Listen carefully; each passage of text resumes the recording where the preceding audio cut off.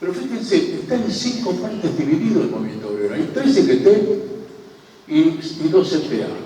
En 5 partes está dividido el movimiento obrero. Entonces lo que tenemos que hacer los dirigentes, como bien lo dijo Iván Momo, hacer el esfuerzo necesario para tratar de lograr la unidad.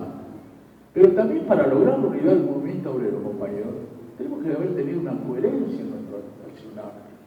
Tenemos que haber tenido una línea de conducta.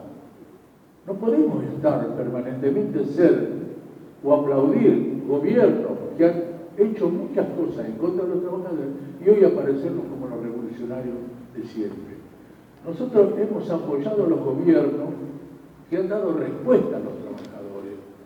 Y en el año 2003, yo esto lo aclaro porque, para que no haya confusión, en el año 2003 apoyamos al gobierno, porque nos dio las paritarias, porque nos dio el salario mínimo vital y móvil, porque empezó a discutirse las asignaciones familiares. Le dan la respuesta. Después de muchos años de pelear por esas conquistas que nos dio el peronismo, el gobierno empezó a darnos ese tipo de... Y ahí fue cuando acompañamos al gobierno. Después empezaron a quitarnos o a no dar respuestas a ese tipo de conquistas, por ejemplo, el mínimo no imponible, que se nos quedaba con parte del salario del trabajador.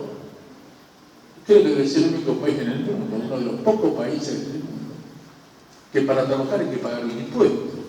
Entonces, esos son los temas que nosotros estamos pendientes y seguramente esto va a ser que estos gremios que a lo mejor todavía los tienes convencidos el gobierno de que le va a dar solución a sus temas, se den cuenta que no le va a dar ningún tipo de solución.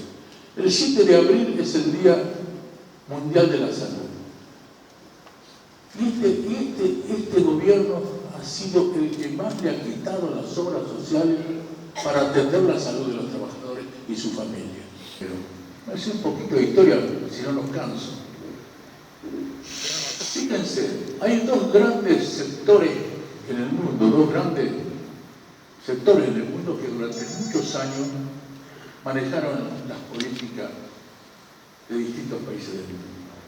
Uno fue la derecha, o el capitalismo, con Adam Smith a la cabeza, y otro fue el marxismo con Carlos Marx.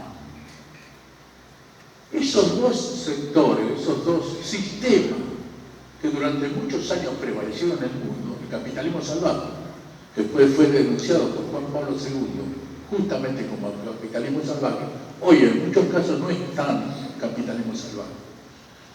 El capitalismo se formó a través de Adam Smith, ¿no es cierto?, con una cantidad de gente muy importante, pensadores,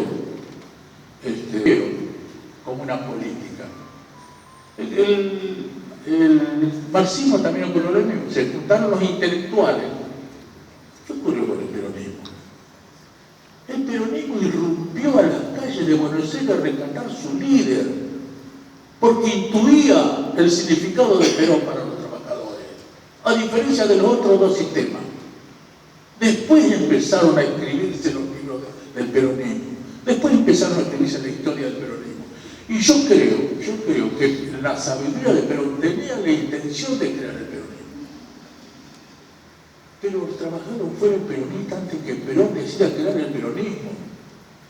Los trabajadores fueron peronistas antes que Perón decida crear el peronismo. Perón crea la herramienta del peronismo para llegar al poder, que es el justicialismo. Y a partir de ahí los políticos se apoderan del justicialismo.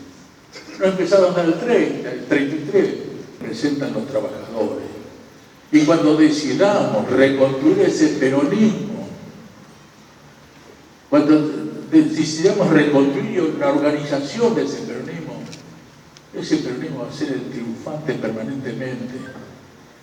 Entonces, estos son los temas que tenemos pendientes y no tenemos que tener miedo de discutirlos. A veces nos juntamos en la CGT y discutimos temas y lógicamente, como ocurre en todos los grupos humanos, hay diferencias de posiciones. Y algunos dicen, no, discutieron fuertemente. Las discusiones siempre fueron fuertes. Pero esta es la autocrítica que tenemos que hacernos en el movimiento obrero y también en el peronismo. Porque si no, después nos abrazamos todos y seguimos todos para donde nos lleve.